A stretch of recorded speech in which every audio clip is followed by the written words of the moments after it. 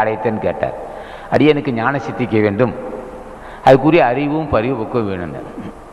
அப்போ அவர் சொன்னார், இன்னும் உனக்கு பக்குவம் வரவில்லை அப்படின்னார். எப்போது எனக்கு பக்குவம் வருனார்? என்று என்னுடைய திருவடியை உருகி தியானிக்கிறாய், தியானிக்க தியானிக்க முன் செய்த வினை தீரும். முன் செய்த வினை தீர்ந்தால் சிறப்பறிவு உண்டாகும்.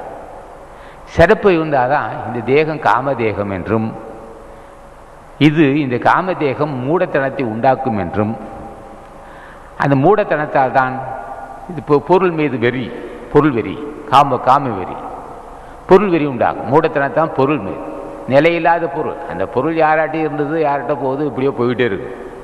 அந்த பொருளை எப்படியும் சேர்க்க வேண்டும் என்ற ஒரு வெறி உண்டாகும். ஞானிகள் ஆசை இருந்தா, ஏய் அன்றாட பிரச்சனைக்கு வந்துச்சா, சரி போ, அது ஏன் இருப்பு வைக்க நினைக்கிறேன், அது இருப்பு வச்சா